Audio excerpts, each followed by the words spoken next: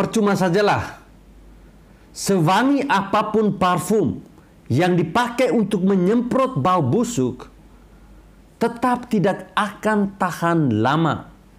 Terus kalau memang Anies disebut korban, harusnya saat munculnya spanduk tersebut, pihak Anies itu meminta agar spanduk tersebut segera dicopot. Ya, anggota TGUPP ya wajarlah kalau dia membela gubernurnya habis-habisan. Apalagi kita tahu TGUPP yang sekarang ini entah apa kerjanya, kita juga tidak tahu.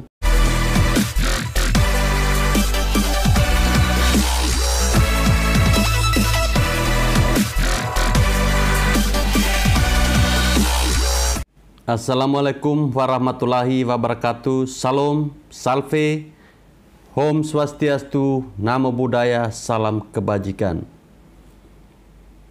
TGUPP mau membersihkan nama Anies Baswedan terkait dengan narasi ayat mayat yang beredar selama ini. Saya katakan bahwa itu basi. Salah satu anggota TGUPP, Tatak Ujiyati, entah kenapa dia membahas soal penolakan mensalatkan jenazah seorang nenek. Bersama pernyataannya, Tatak Ujiyati membagikan berita berjudul "Polisi tegaskan tak ada penolakan mensalatkan jenazah nenek Hindun", dan juga hoax seputar jenazah nenek Hindun. Saya sudah coba cek di Twitternya. Berita yang dia bagikan itu semuanya berita tahun 2017. Dan itu sudah 5 tahun yang lalu. Tapi mengundang pertanyaan, kenapa sekarang dia mengungkit lagi?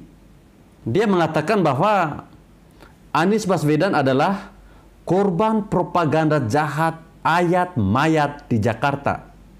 Dia menyinggung soal jenazah nenek Hindun yang dulu sempat disebut-sebut ditolak, disalatkan karena memilih Ahok pada pilkada tahun 2017. Anies adalah korban propaganda jahat ayat mayat di pilkada Jakarta. Kira-kira ya bunyi kutipannya si Tatak Ujiyati ya seperti itu. Menurut si Tatak ini, para pembenci atau haters menggunakan jenazah nenek Hindun sebagai proksi kampanye negatif untuk menyerang Anies Baswedan. Yang katanya jenazah tak disolatkan, faktanya disolatkan. Yang katanya ditolak, faktanya justru relawan Anies yang bantu ambulans. Ya begitulah kata si Tatak. Sebenarnya saya juga tidak tahu soal kabar ini. Tapi di media disebutkan, dilansir dari salah satu media, Kapolres Jakarta Selatan Kombes Iwan Kurniawan memastikan bahwa tidak ada penolakan mensalatkan jenazah nenek Hindun. Menurut Kombes Iwan, keluarga mengaku nenek Hindun tidak bisa disalatkan di musala karena keterbatasan orang. Bukan itu yang jadi inti masalahnya. Yang jadi persoalan adalah pernyataan Tatak yang mengatakan bahwa Anies Baswedan adalah korban dari propaganda narasi ayat dan mayat. Dengan mengungkit kembali berita tahun 2017, ini semakin jelas ada upaya yang sedang dilakukan untuk membersihkan nama Anies Baswedan dari kotoran-kotoran politik yang sudah terlanjur melekat di Anies Baswedan. Bisa jadi karena si gubernur sedang giat terima penghargaan, giat cari simpati dari masyarakat, giat membersihkan nama agar di tahun 2024 nanti namanya kembali harum dan kinclong. Percuma sajalah, sewangi apapun parfum yang dipakai untuk menyemprot bau busuk, tetap tidak akan tahan lama.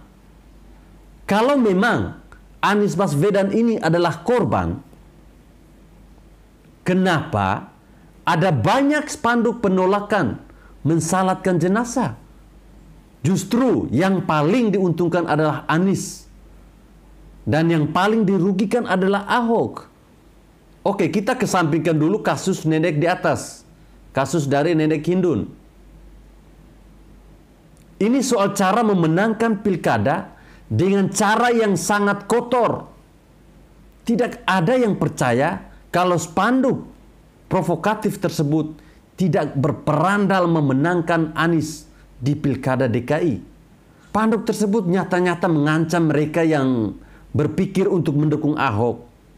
Sebenarnya banyak lagi pengakuan netizen terkait dengan biadabnya strategi kelompok sebelah dalam menjatuhkan Ahok.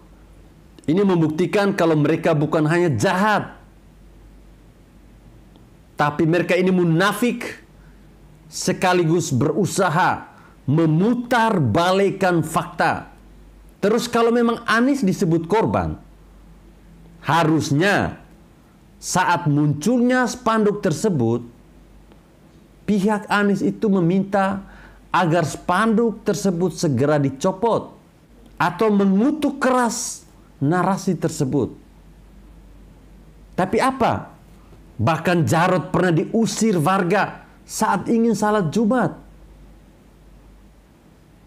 Anies bahkan terkesan tidak menolak saat didukung dan digandeng oleh para penjual agama dan surga. Padahal dulu sewaktu masih di kubu Jokowi, dia tidak seperti itu.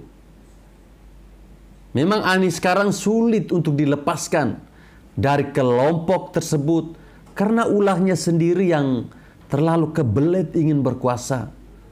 Polarisasi dan politik identitas justru dimulai oleh kelompok penjual agama itu. Coba kita pikir, kapan pertama kali muncul spanduk berbau sara seperti itu? Malah banyak yang bilang kita yang memprovokasi dan memecah belah. Dasar ngomong seolah paling suci, padahal paling munafik. Ya, anggota TGUPP ya wajar lah kalau dia membela gubernurnya habis-habisan. Apalagi kita tahu TGUPP yang sekarang ini entah apa kerjanya kita juga tidak tahu. Hasil kerjanya minim. Mungkin tugas utamanya adalah menebar narasi bahwa Anies adalah sosok yang paling santun dan berpihak kepada rakyat kecil. Gubernur tanpa celah, pret, bilang aja mau laundry nama Anies, biar bersih lagi menjelang lengsernya jabatannya itu. Kalau netizen bilang THR sudah cair, jadi wajib membela lebih intens. Tidak usah bantah lagi dah. Sudah jelas Anies ini mau poles nama. Rapat paripurna tidak dihadiri. Bahkan sampai ketua fraksi Golkar DPRD DKI pun kesal. Kalau terima penghargaan, cepatnya luar biasa.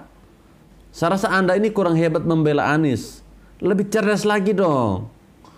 Ayo, lebih cerdas lagi dong. Jangan membela yang asal-asalan. Jangan Anda mencoba untuk membuka kembali aib-aib di tahun 2017. Oke?